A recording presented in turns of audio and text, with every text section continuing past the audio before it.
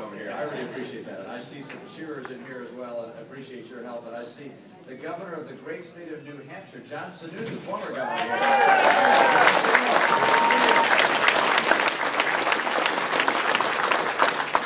We've got a border security problem here in Maine. If you like people from New Hampshire, not to mention Massachusetts. Look, I didn't know I'd be doing this. And by that I mean running for president.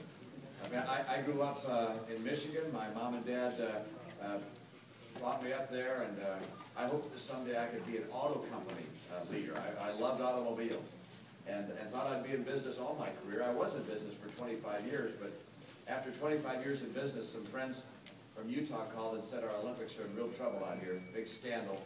Could you come out and help turn them around? And I'd been involved in turnarounds before, so I decided to go out there and do that.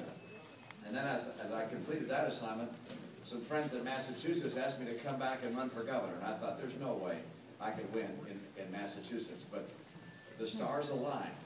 The economy was in trouble. We were losing jobs. We had a huge deficit, $3 billion. And I said I could balance the budget and I wouldn't raise taxes. And so good Democrats, independents, and a lot of Republicans, well, not that many, we don't have that many, but a lot of Republicans that we had voted for me, and I became governor. And as a result of that experience, I find myself in a position to help turn our country around. And I'm concerned about the country. I believe this country is being taken in a direction that many of us wouldn't even recognize. I happen to believe that the Constitution got it right, and the Declaration of Independence. When they said that the Creator endowed us with our rights, not the government, not the king, but the Creator, they got that right. And then they said those rights included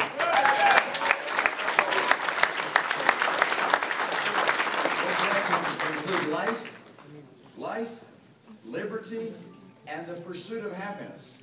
The brilliance of the founders was that they recognized that individuals, free people, forming free enterprises, could create a stronger, more vibrant nation than if you had a government trying to guide all of our lives. And so there was a choice that America faced, a nation run by government or a nation of, by, and for people. And we chose that course. And what concerns me as I watch our country today is I see a president who I don't think understands that original choice.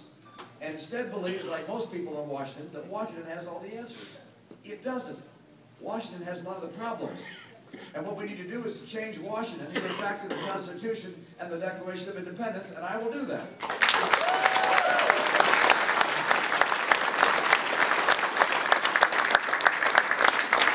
I'm going to tell you just a few things I'll do differently than the current president.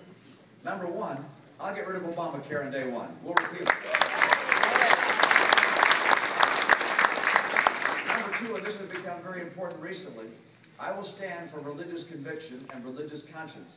This president has interfered with the constitutional, the First Amendment rights we have, our right to practice our religions as we choose. This president has intruded on religious conscience.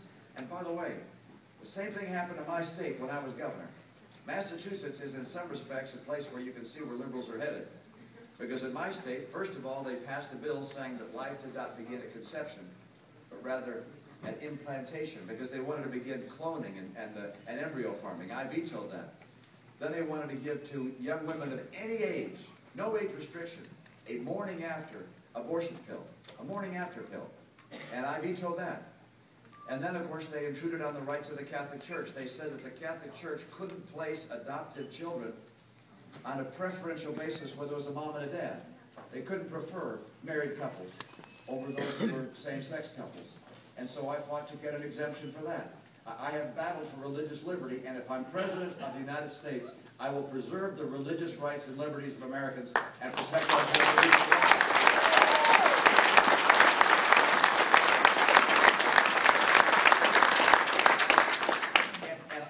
I didn't spend my life in Washington. I've never had a job in Washington. I look forward to going there and fixing Washington, and then when I'm done, I'll come home. I don't plan on staying in Washington. We have too many people who make Washington their life. I want to go there and then come home. And I want to make sure that what I take to Washington is what I learned at home. In my home with my mom and dad, I learned conservative values. In my faith, I learned conservative values. And in my business.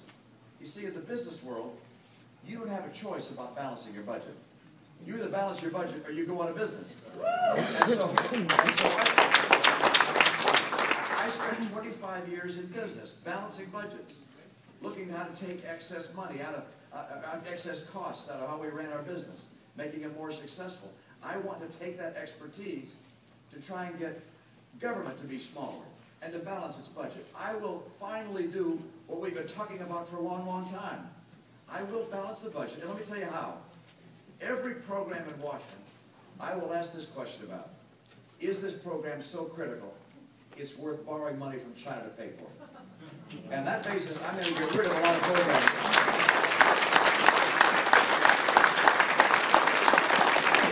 And then I'm going to take programs that we value, that we need, Medicaid, for instance, and food stamps, but instead of having them run by Washington, where the fraud is extensive and where the cost is massive, I'm going to take those programs and give them back to the states along with their money so they can run them in their own way.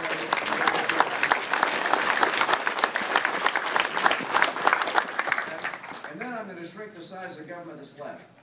And one thing I'm going to do is make sure that the people who are working in Washington have their pay and their benefits linked with the pay and benefits that exist in the private sector. I don't think government workers should get a better deal than the people who are paying for them.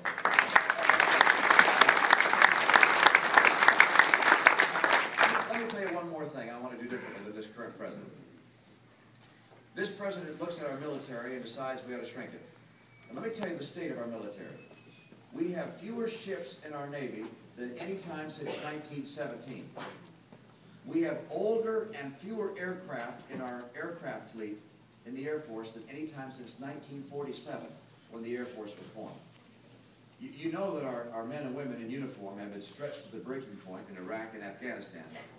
And yet, in light of all of those things, this president wants to reduce our military budget, reduce the number of ships we purchase, reduce our purchases of aircraft, and cut back our number of personnel in the armed forces by 50 to 100,000.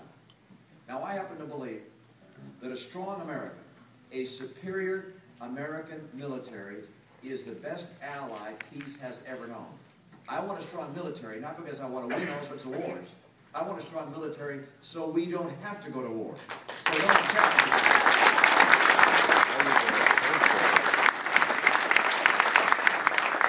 And so I will balance the budget without raising taxes, but also without shrinking our military. In fact, I will take our Navy purchasing from 9 ships a year to 15. I will increase our purchases of aircraft. I will add 100,000 troops to our military, and I will finally assure that our veterans get the care they deserve.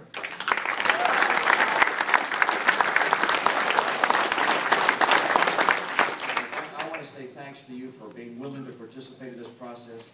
It makes a difference. We have to find someone who can beat Barack Obama. This is not just a statement we want to make. We actually want to replace this guy as our president.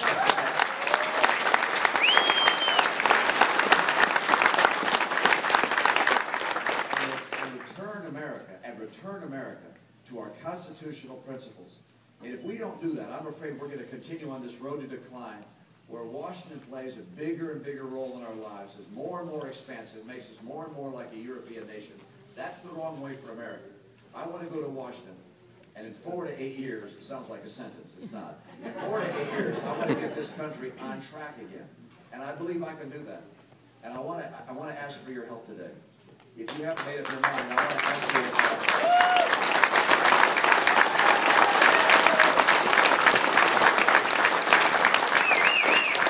want to ask you and the people of Maine for your vote. If I get your vote, it'll help me become our nominee. If I become our nominee, I'm going to beat this guy and bring America back. Thank you so very much.